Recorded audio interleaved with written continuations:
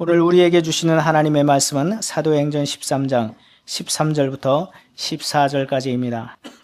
바울과 및 동행하는 사람들이 바보에서 배 타고 밤빌리아에 있는 버가에 이르니 요한은 그들에게서 떠나 예루살렘으로 돌아가고 그들은 버가에서 더 나아가 비시디아 안디옥에 이르러 안식일에 회당에 들어가 앉으니라. 아멘. 지난 시간에 살펴본 것처럼 바울에게 그의 첫 번째 전도지였던 구브로 섬은 평생 잊을 수 없는 섬이 되었습니다. 구브로 섬의 바보를 기점으로 성경이 바울을 바울로 부르기 시작했습니다. 바울의 본래 이름은 사울이었습니다. 이스라엘 초대왕 이름이 사울이었기에 유대인들에게 사울이라는 이름은 큰 사람의 상징이었습니다. 그 반면에 바울은 작다는 의미라고 했습니다. 바보에 도착한 바울은 자신의 삶을 통해서 역사하시는 하나님의 능력 앞에서 더 이상 스스로 큰 사람이라 자만할 수 없었습니다. 그는 하나님 앞에서 사울의 교만을 버리고 낮고 낮은 마음으로 작은 바울이 되었습니다. 바울이 하나님 앞에서 낮고 작아지면 작아지는 만큼 하나님의 영이신 성령님께서는 바울의 삶 속에서 더 크게 역사하셨습니다. 바울이 사울에서 바울로 낮아지고 작아짐으로 하나님의 사랑과 생명을 세상으로 온전히 흘려보내는 하나님의 온전한 통로가 되었기 때문입니다. 바보에서 바울에게 일어났던 일은 또 있었습니다. 바로 그 바보에서 바울이 전도팀의 우두머리로 부상한 것이었습니다. 그 이전까지는 바나바가 우두머리였습니다. 그래서 사람 이름 순서가 서열을 뜻하는 성경에서 바나바의 이름이 바울 앞서 있었습니다. 그러나 바보에서 바울의 진가가 드러나게 하신 하나님 아버지께서는 마침내 바울로 하여금 전도팀의 우두머리 역할을 감당하게 하셨고 또 성경에 바울의 이름이 다른 모든 사람들보다 늘 앞자리에 기록되게 하셨습니다. 바울이 우리가 알고 있는 바울의 삶을 바보에서부터 비로소 살 수 있게 된 것이었습니다. 그러나 그 모든 일을 주관하신 분이 하나님이시면 두말할 나위도 없었습니다. 본문 13절 상반절을 보시겠습니다. 바울과 및 동행하는 사람들이 바보에서 배 타고 밤빌리아에 있는 버가에 이르러 전도팀의 우두머리가 된 바울은 바나바 그리고 그들의 수행원이었던 요한과 함께 구브로 섬의 바보에서 밤빌리아의 버가행 배를 탔습니다.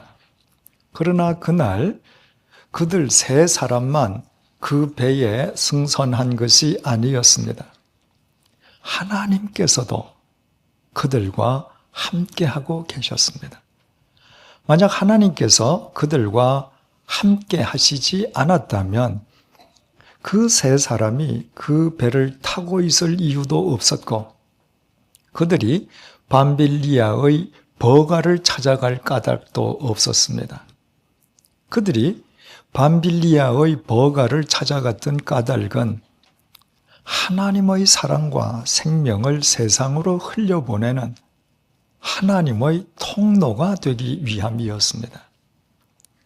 대체 어떤 사람이 하나님의 사랑과 생명을 흘려보내는 하나님의 통로로 살 수 있겠습니까? 하나님께서 당신의 사랑과 생명으로 언제 어디서나 자신과 함께하고 계심을 아는 사람입니다. 그 사람만 자신의 삶으로 자신과 함께하고 계신 하나님의 사랑과 생명을 세상으로 흘려보낼 수 있습니다. 그러므로 바울 일행이 하나님의 사랑과 생명을 세상으로 흘려보내는 통로의 삶을 살았다고 하는 것은 당신의 사랑과 생명으로 언제나 자신들과 함께하고 계시는 하나님의 은혜를 확인하는 감격의 삶이기도 했습니다. 그래서 바울이 고린도전서 15장 9절에서 10절을 통해서 이렇게 고백했습니다. 나는 사도 중에 가장 작은 자라. 나는 하나님의 교회를 박해하였으므로 사도라 칭함받기를 감당하지 못할 자니라. 그러나 내가 나 된 것은 하나님의 은혜로 된 것이니 내게 주신 그의 은혜가 헛되지 아니하여 모든 사도보다 더 많이 수고하였으나 내가 한 것이 아니요 오직 나와 함께 하신 하나님의 은혜로다. 바울은 본래 하나님의 교회를 짓밟던 폭도였습니다. 그런데 하나님 아버지께서 예수 그리스도의 핏값으로 그 폭도를 사셨습니다. 하나님 아버지께서 무려 17년 동안 그를 친히 훈련시키셨습니다. 하나님 아버지께서 당신의 사랑과 생명을 세상으로 흘려보내는 통로로 그를 지명하여 선택하셨습니다. 하나님 아버지께서 그를 구부로 섬으로 인도하시고 바보에서 그의 삶을 통해 친히 역사해 주셨습니다. 그리고 마침내 하나님께서 바울로 하여금 첫 번째 전도팀의 우두머리가 되게 하셨습니다. 더 나아가 세계의 역사를 새롭게 하는 위대한 사도 바울로 우뚝 세워주셨습니다. 하나님의 은혜가 아니었던들 바울은 우리가 아는 바울로 존재하는 것 자체가 불가능했습니다. 하나님의 이 은혜를 잘 알고 있었던 바울이었기에 하나님의 사랑과 생명을 흘려보내는 통로로 살아가는 자기 소명에 누구보다 충실했지만 그렇다고 그것이 자신을 내세울 일은 아니라는 사실도 분명하게 알고 있었습니다. 그것마저도 하나님의 은혜로 인함이었기 때문입니다. 하나님의 은혜에 감사해서 주어진 자신의 소명에 충실하면 충실할수록 하나님께서는 더 큰 은혜로 자신과 함께 하신다는 사실을 그는 매일 더 깊이 확인하며 살았던 것입니다. 바울이 하나님을 위해서 일평생 기꺼이 자신의 삶을 던질 수 있었던 이유가 바로 이것이었습니다. 하나님의 사랑과 생명을 세상으로 흘려보내는 하나님의 통로로 산다고 하는 것은 바로 그 하나님의 사랑과 생명 속에서 그 사랑과 생명을 자기 자신의 삶으로 누리는 것을 의미했기 때문입니다. 이틀 전 1월 1일 신년 영시 예배 시간에 말씀드린 것처럼 올해 우리 교회의 표어는 로마서 12장 15절에 기인한 함께입니다. 즐거워하는 자들과 함께 즐거워하고 우는 자들과 함께 울라. 하나님의 사랑과 생명을 세상으로 흘려보내는 하나님의 통로가 된다고 하는 것은 함께 해야 할 사람들과 주님 안에서 희로애락을 함께 나누는 것이라고 했습니다. 다시 말씀드리면 함께 해야 할 사람들과 주님 안에서 자신의 삶을 함께 나누는 것입니다. 언뜻 생각하면 그것은 함께 해야 할 상대를 위해서 자기 희생의 삶만 요구될 뿐 막상 그와 같은 삶을 사는 당사자에게는 아무 유익이 없는 것처럼 보입니다. 그러나 그것은 전혀 사실이 아닙니다. 만약에 누군가가 그렇게 말한다면 그것은 그 사람이 그동안 단 한 번도 누군가와 자신의 삶을 나누려 해본 적이 없었다는 증거일 뿐입니다. 우리가 누군가를 위해 하나님의 사랑과 생명을 흘려보내는 하나님의 통로가 되고 함께 해야 할 누군가와 주님 안에서 자신의 삶을 함께 나누는 것은 하나님께서 당신의 사랑과 생명으로 먼저 우리와 함께하고 계시기 때문입니다. 그러므로 하나님의 사랑과 생명을 세상으로 흘려보내는 하나님의 통로로 산다는 것은 자신과 함께하고 계시는 하나님의 사랑과 생명 속에서 자기 자신이 그 사랑과 생명을 누리는 것을 의미합니다. 따라서 우리와 함께하고 계시는 하나님의 사랑과 생명의 통로가 되어 함께해야 할 사람과 자신의 삶을 함께 나누는 삶 속에만 참되고도 진정한 행복이 있습니다. 제가 사랑하고 아끼고 존경하는 젊은 교우님이 있습니다. 그 젊은 교우님은 함께 해야 할 많은 사람들과 자신의 삶을 기쁨으로 나누고 있습니다. 왜 그분이 하필 그런 삶을 사는지, 그런 삶을 통해 자기 자신은 정작 무엇을 얻고 있는지 이 시간에 우리 직접 이야기를 들어보기로 하겠습니다.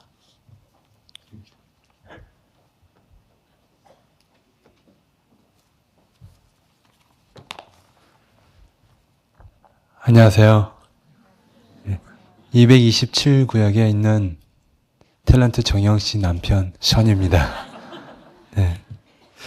2004년도 10월 8일 날 이 세상에서 가장 아름다운 사람과 제가 결혼했습니다. 혼수와 예단도 없고 축의금도 안 받는 그런 간결한 결혼식을 치렀는데요. 오신 하객분들이 떠나고 싶지 않은 결혼식이라는 고백을 해주시는 그런 아름답고도 행복한 결혼이었습니다. 결혼한 다음 날 제가 제 아내에게 한 가지 제안을 했습니다. 혜영아, 우리가 어제 정말 행복하게 우리의 결혼 생활을 시작했는데 우리 그 행복을 우리만 쥐고 살려고 그러지 말고 우리 손을 펴서 이웃과 나누면서 더 큰 행복을 가지고 살자고. 뭔가 큰 거 제안을 하면은 제 아내에게 부담이 될 수도 있을 것 같고 또 저 또한 평생 지키지 못할 것도 같아서 아주 작은 거를 실천하기로 그렇게 제안을 했습니다. 매일마다 10,000원씩 이웃을 위해 드리자고. 우리 부부가 둘 다 일을 하기 때문에 하루에 10,000원이 우리에게 그다지 부담되는 금액이 아니었기에 제 아내 또한 너무나 흔쾌히 그러자고 대답을 했습니다. 그래서 결혼한 다음 날부터 하루에 10,000원씩 이웃을 위해서 드리기 시작했고, 그래서 1년 동안 모아서 우리의 결혼 기념일날 서울 청량리에 있는 바퍼를 찾아서 1년 동안 모은 돈을 드리고, 그리고 거기 오시는 노숙자분을 위해서 하루 동안 봉사를 하고 있습니다. 결혼 1주년 때 우리 부부가 바퍼에 갔다가 돌아오는 길에 제 아내가 저에게 이런 고백을 했습니다. 작은 걸 드렸지만 정말 큰 행복을 가지고 돌아온다고. 우리 부부는 하루에 10,000원씩 이웃을 위해서 드렸습니다. 그렇지만 그 하루에 10,000원을 우리 위해서 쓰면서 누릴 수 있는 행복보다 더 큰 행복을 그날 가지고 돌아왔습니다. 하루에 10,000원씩 모았더니 1년이 되니까 365만 원이 결혼 1주년 때 드려질 수 있었습니다.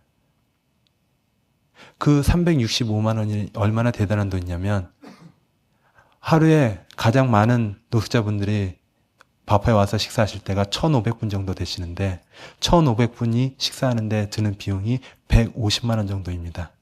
우리 부부의 하루 10,000원이 1년 동안 모였더니 1,500분의 두 끼니의 식사를 드리고도 충분히 남는 금액이 됐습니다. 그리고 2008년 10월 8일이 저희 결혼기념 4주년이었는데 우리가 하루에 10,000원씩 졌던 그 금액이 4년이 되니까 1,461만 원이 됐습니다. 만약에 하나님께서 우리 부부에게 이 땅에서 좀 긴 삶을 허락해 주신다면 우리 결혼 기념 40주년에는 1억 4,610만 원이 들여집니다. 단지 하루에 10,000원씩이었는데 우리 부부가 결혼한 지 벌써 만 5년이 지났습니다. 하나님께서 우리 가정에 너무나 큰 축복들을 많이 허락해 주셨는데요. 벌써 자녀가 3명이나 됩니다. 이름이 하음이, 하랑이, 하율이. 우리 셋째 하율이는 이제 태어난 지 6개월이 좀 지났는데요. 너무나 잘 웃어서 더 예쁜 것 같아요. 우리 첫째 하음이 같은 경우는 그래도 웬만만큼 웃었는데 우리 둘째 하랑이는 태어날 때부터 카리스마를 들고 태어나서 이 아이가 웃지를 않았어요. 근데 우리 셋째 아이는 너무나 잘 웃어서 더욱더 예쁩니다. 우리 둘째 하랑이 말씀드렸듯이 카리스마를 들고 태어났습니다. 태어나면서 저를 닮아서 그런지 힙합이었던 것 같아요. 돌 때까지 웃는 모습을 아빠인 저 또한 그다지 많이 보지를 못했어요. 이 아이가 정말 잘생겼어요. 이제 만 2살이 지났는데 저는 매일 동안 2년 이상을 봐왔는데 오늘 아침에도 제 아들 하랑이를 보고는 너 정말 잘생겼다. 이런 감탄을 했습니다. 그 정도로 이 아이가 잘생겼어요. 보통 아이들이 태어나면 약간 밋밋하게 생겼다라는 얘기를 많이 하세요. 머리숱도 별로 없고 눈썹도 잘 안 보이고 그리고 얼굴도 두리뭉실해서 우리 하랑이가 태어날 때 제가 분만실에 같이 있었는데 의사 선생님께서 아이가 태어나서 이제 저에게 아이를 안겨주는데 머리숱이 정말 까맣게 많았습니다. 그리고 상당히 길었었고요. 그리고 미장원에 다녀온 줄 알았어요. 태어난 아이가 백혼머리를 하고 있더라고요. 그리고 말씀드렸듯이 아이가 태어날 때 약간 밋밋하고 두리뭉실하게 생겼다고 말씀드렸는데 우리 하랑이는 태어날 때 초등학생의 얼굴에 윤곽을 하고 태어났습니다. 이 아이가 정말 잘생겼습니다. 엄마를 닮았거든요. 우리 첫째 하음이는 여자아이입니다. 딸아이. 하지만 저를 닮아서 귀엽습니다. 예, 우리 하음이가 태어난 다음에 어른들이 말씀하시는 눈에 넣어도 안 아플 것처럼 예쁘다라는 얘기가 무슨 얘기인지 알게 됐습니다. 아이들이 항상 예쁜 짓만 하는 건 아닌데요. 아이가 그냥 울 때도 있고 괜히 때를 쓸 때도 있고 또 새벽에 잠을 깨서 저를 잠을 못 자게 할 때도 있고 그리고 우리가 흔히 더럽게 생각하는 오줌과 똥 기저귀를 갈다가 너무나 쉽게 제 손에 묻을 때가 있었어요. 하지만 그게 더럽게 느껴지지가 않더라고요. 심지어 하음이가 태어나서 처음으로 똥을 넣었을 때 너무나 기쁘고 신기해서 그 똥을 평생 간직하려고 그랬어요, 제가. 근데 제 아내가 겨우 말려서 할 수 없이 사진을 찍어갖고 지금 평생 간직하고 있습니다. 그렇게 우리 하음이의 모든 것이 예쁩니다. 눈에 넣어도 안 아플 것처럼. 그런 하음이가 자라면서 돌잔치를 생각하게 됐어요. 돌잔치는 정말 좋은 자리인 것 같습니다. 우리 아이가 1년 동안 이렇게 이쁘고 건강하게 자랐다는 걸 자랑하는 자리니까. 하음이 돌이 되기 전에 다른 아이들 돌잔치에 초대돼서 가봤는데 정말 좋은 자리긴 한데 한 가지 공통점이 있었습니다. 정작 주인공들은 그렇게 해피하지만 않다라는 것이었습니다. 주인공이라 하면 아기와 엄마인데 아기가 1살이 되면 낯을 가립니다. 낯가림이 심한 아이들은 모르는 사람이 가까이만 와도 우는 아이들도 있고 그런데 자기 돌잔치 날은 모르는 사람이 참 많이 와서 심지어 와서 만지기까지 합니다. 그 아이에게는 그것이 고통일 수가 있고요. 또 아이가 1살이 되면 규칙적인 생활을 합니다. 먹고 자고 놀고 대충 시간이 정해져 있는데요. 자기 돌잔치 날은 사람도 많고 낯설고 시끄럽고 그러기 때문에 규칙적인 생활을 하기가 힘들고요. 그렇게 힘들게 하루를 보내다가 마지막 시간에는 많은 사람들 앞에 나와서 뭔가 잡으라고 또 부탁을 받아요. 그렇게 힘들게 하루를 보내는 아이를 하루 종일 안고 달래야 되기 때문에 엄마 또한 힘든 하루가 되고요. 그런 돌잔치를 보면서 우리 하음이를 위해서는 좀 더 의미 있는 돌잔치를 해주고 싶은 그런 마음이 생겼습니다. 우리 부부가 둘 다 일을 하기 때문에 맞벌이 부부라고 할 수 있는데 맞벌이 부부인 경우 보통 아이들을 돌봐줄 도우미 아줌마를 씁니다. 근데 우리 부부는 하음이 가졌을 때부터 어떻게 할까 고민을 많이 하다가 우리 둘만의 힘으로 한번 키워보자. 그래서 도우미 아줌마를 안 썼습니다. 그래서 도우미 아줌마를 안 쓰니까 저축할 수 있잖아요. 그래서 도우미 아줌마에게 드려야 할 그 월급 똑같은 금액을 하음이 이름으로 매달마다 저축을 했습니다. 그리고 주위 분들한테 돌잔치에 드는 비용을 물어봐서 그 비용을 합쳤더니 하음이 돌날 2천만 원이 모였습니다. 그래서 그 2천만 원을 들고 하음이 돌날 서울대 어린이병원을 찾아서 2명의 심장병 어린아이와 1명의 귀가 안 들려서 인공와우 수술을 받아야 되는 아이, 그렇게 3명의 아이를 수술시켜주는 걸로 우리 하음이의 돌잔치를 대신했습니다. 하음이 돌이 지난 다음에 저희 주위 분들이 하음이의 돌잔치에 대해서 물어보시기에 우리 가족끼리만 아주 조촐하게 했습니다라고 말씀을 드렸습니다. 그랬더니 정작 궁금한 게 하나 있더라고요. 엄마는 탤런트고 아빠는 가수이니까 아기가 돌잡이로 뭐를 잡았어? 그래서 그분들에게 이렇게 대답을 했습니다. 우리 하음이는 돌잡이로 이웃의 손을 잡았습니다라고. 재작년 5월 달에 제가 필리핀을 가기로 약속이 돼 있었습니다.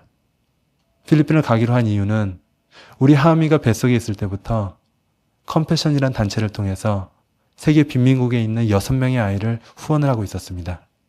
6명 아이들 중에 1명이 필리핀에 살았었고 여자아이였었고 이름이 클라리제였습니다.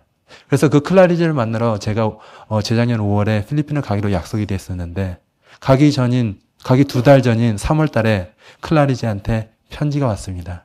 그래서 기쁜 마음으로 편지를 뜯어봤더니 크레용으로 그림도 그려져 있고 아주 짧게 글이 써져 있었습니다. I love you, mommy. 정혜영. 제 이름은 눈을 씻고 찾아봐도 없는 것이었어요. 기쁜 마음으로 제 아내에게 그 편지를 전해줬더니 제 아내가 그걸 읽고는 큰 감동을 했습니다. 우리가 클라리제를 위해서 후원하는 방법이 한 달에 35,000원을 보내주는 건데 둘 다 일을 하는 우리 부부에게는 그다지 부담되는 금액이 아니었는데 그 작은 금액을 받고 아이가 감사하고 감동해서 제 아내를 마미, 엄마라고 부르는 거였습니다. 그때 시기가 우리 첫째 하음이가 태어난 지 26개월, 둘째 하랑이가 태어난 지 5개월 됐을 때라 그 어린아이를 놓고 엄마가 어디 외국을 나가는 걸 계획하기란 불가능했는데 그 편지를 읽고는 저에게 하음이 하랑이도 하나님께서 우리 가정에 주신 귀한 선물이지만 컴패션을 통해서 우리가 후원하고 있는 6명의 아이, 자신을 마음이라고 부르는 클라리제 또한 하나님께서 우리에게 허락하신 귀한 아이라고 그 아이를 만나러 자신이 필리핀에 가야 되겠다라고 저한테 말을 했습니다. 그래서 그 두 어린 하음이와 하랑이를 저에게 혼자 맡기고 떠났습니다. 필리핀에 가서 첫날 컴패션 프로젝트라는 곳을 갔는데 그렇게 후원받는 수십 명의 아이가 정말 행복하게 찬양도 부르면서 공부도 하면서 뛰어놀면서 그렇게 생활하고 있었습니다.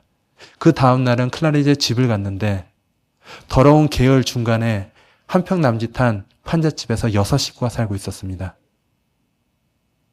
평소에는 밥도 못 먹고 있었고요. 그렇게 아주 열악한 상황에서 살고 있는 우리 클라리제가 우리가 보내주는 35,000원으로 한 달 동안 밥을 먹고 의료 혜택을 받고 공부도 하고 옷도 입고 무엇보다 중요한 건 예수님의 사랑을 알아가면서 이 아이에게 희망이 생겼습니다. 35,000원이란 돈으로 하나의 인생을 바꿀 수 있다는 게 제 아내에게 너무나 감사하고 큰 감동으로 왔습니다.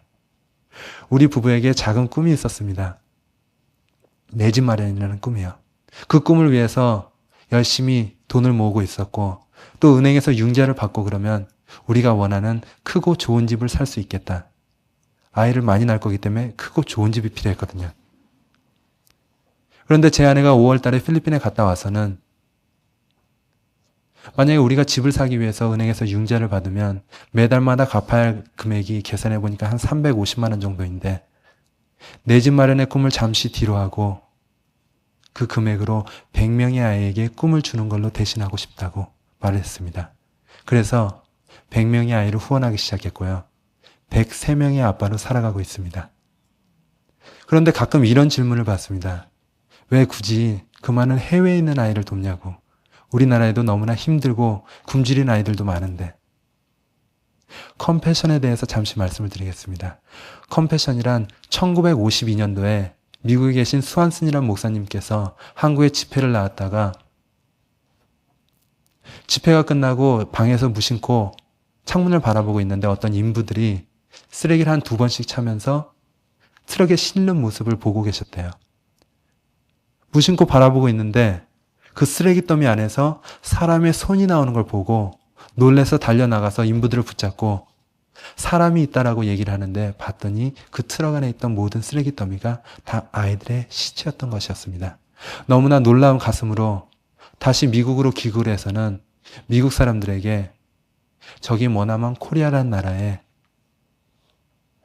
아이들이 죽고 있다고, 우리가 도와야 한다고.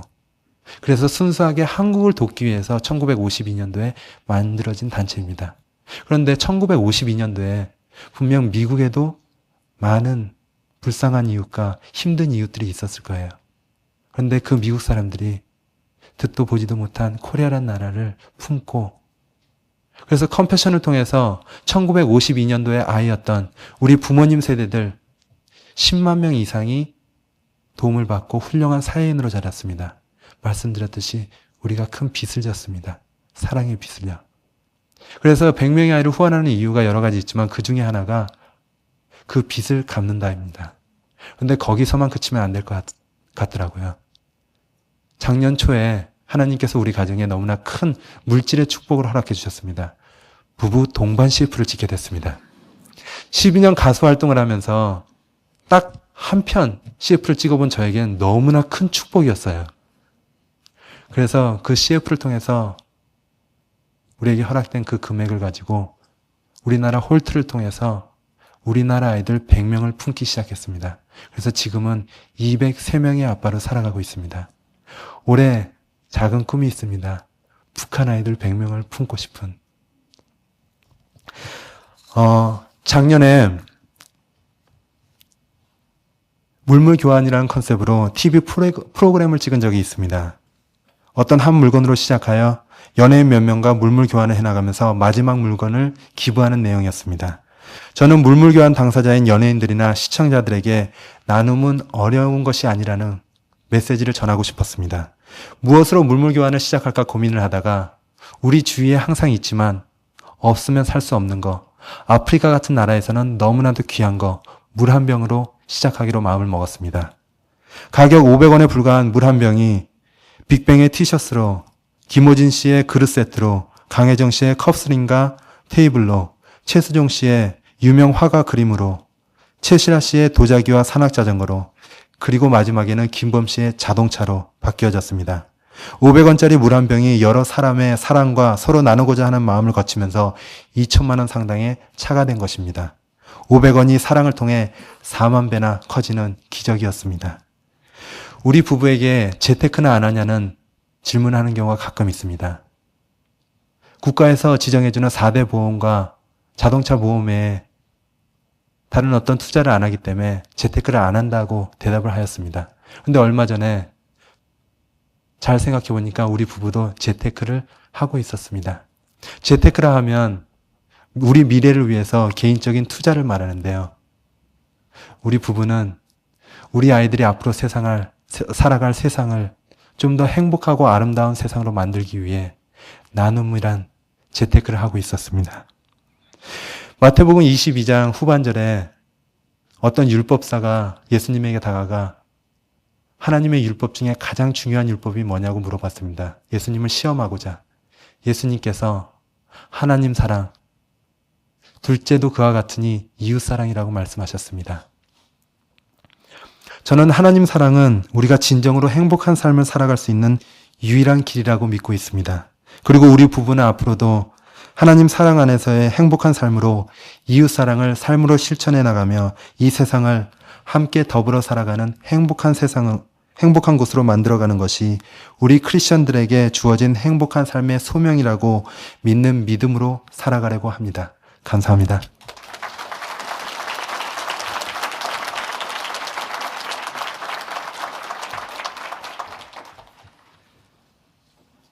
션 집사님의 감동적인 고백은 우리로 하여금 그리스도인의 격에 대해서 생각하게 해줍니다. 요즘 들어서 정부와 언론이 부쩍 국격이라는 말을 많이 사용합니다. 아무리 우리나라의 경제력이 커진다 할지라도 법치, 공익, 공중도덕, 공공질서 등 공공성이 확립되지 아니하면 국격은 지켜질 수 없습니다. 나라에 국격이 있고 사람에게 인격이 있는 것처럼 그리스도인의 삶에는 품격이 있습니다. 하나님을 믿는다고 하면서도 자신만을 위해 살려 해서는 그리스도인다운 품격을 지닐 수 없습니다. 그것은 하나님을 믿는다면서도 자기 삶의 현장에 언제나 자기 자신과 함께하고 계시는 하나님을 믿지는 못함을 의미하기 때문입니다. 자신이 어디에 있든 자기가 두 발 딛고 서 있는 곳에 하나님께서 함께하고 계심을 의식하지도 믿지도 못하는 사람이 어떻게 매사에 그리스도인다운 품격을 지니고 살아갈 수 있겠습니까? 반대로 자기 삶의 현장에 언제나 하나님께서 함께하고 계심을 믿는 사람은 그 하나님의 사랑과 생명을 흘려보내는 하나님의 통로가 되어 함께 해야 할 사람과 주님 안에서 자신의 삶을 함께 나누는 품격 있는 그리스도인으로 살아가게 됩니다. 하나님의 사랑과 생명의 통로가 됨으로 인해 그 사랑과 생명에 의해 자신의 품격이 가다듬어져 가기 때문입니다. 오늘 본문 속의 바울이 만약에 하나님의 사랑과 생명을 전하는 통로가 되기 위해서 함께 해야 할 사람들과 자신의 삶을 전혀 나누려 하지 않았다면 바울은 2000년이 지난 지금까지 품격 있는 그리스도인으로 우리의 영원한 본이 되지는 못했을 것입니다. 사랑하는 교우 여러분, 우리가 아무리 하찮고 보잘것없는 존재라 할지라도 올 1년 동안에도 하나님께서는 우리가 언제 어느 곳에 있든 당신의 사랑과 생명으로 우리와 함께 해 주실 것입니다. 우리 모두 그 하나님과 동행하십시다. 내가 어디에 있든 나와 함께하고 계시는 하나님의 사랑과 생명에 대해 깨어있는 영적 통찰력을 지니십시다. 하나님의 그 사랑과 생명을 흘려보내는 통로가 되기 위해 함께 해야 할 사람들과 주님 안에서 기꺼이 우리의 삶을 함께 나누십시다. 그 사랑과 생명을 힘입어 그리스도인다운 품격을 지니는 우리 모두가 되십시다. 그리스도인이 그리스도인의 품격을 지키는 것은 자기 가정과 교회의 품격을 높이는 길이요, 나아가서 자기가 속해 있는 나라의 국격을 높이는 길입니다. 그러므로 그리스도인이 그리스도인의 품격을 지니고 살아가는 것보다 더 큰 행복은 없습니다. 그 행복한 삶의 길로 올 1년 동안 우리를 인도해 주시기 위해 신년주일을 맞는 오늘 하나님께서는 우리와 함께하고 계십니다. 기도하시겠습니다. 우리를 믿으시고 당신의 귀한 시간인 2010년을 또다시 맡겨주시고 새해 첫 주일부터 우리에게 참된 행복의 삶이 무엇인지 일깨워 주심을 감사드립니다. 올 1년 동안에도 당신의 사랑과 생명으로 변함없이 우리와 함께 해 주실 하나님에 대해 늘 깨어있는 영적 통찰력을 허락해 주십시오. 그 사랑과 생명을 세상으로 흘려보내는 하나님의 통로로 살아가는 행복을 누리게 해 주십시오. 함께 해야 할 가족 공동체와 나의 삶을 함께 나누는 행복을 누리게 해 주십시오. 함께 해야 할 일터 공동체와 나의 삶을 함께 나누는 행복을 누리게 해 주십시오. 함께 해야 할 신앙 공동체와 나의 삶을 함께 나누는 행복을 누리게 해 주십시오. 함께 해야 할 민족 공동체와 나의 삶을 함께 나누는 행복을 누리게 해 주십시오. 함께 해야 할 인류 공동체와 나의 삶을 함께 나누는 행복을 누리게 해 주십시오. 우리 자식들이 살아갈 미래의 세상이 함께 더불어 살아가는 아름다운 세상이 될 수 있도록 삶의 나눔이라는 재테크를 행하는 행복을 누리게 해 주십시오. 우리로 인해 한 사람이라도 더 많은 사람이 행복해지는 행복을 누리게 해 주십시오. 올 1년 내내 우리와 함께하고 계시는 하나님과 동행하는 행복을 누리게 해 주십시오. 우리와 함께하고 계시는 하나님의 사랑과 생명 속에서 품격 있는 그리스도인으로 살아가는 행복을 누리게 해 주십시오.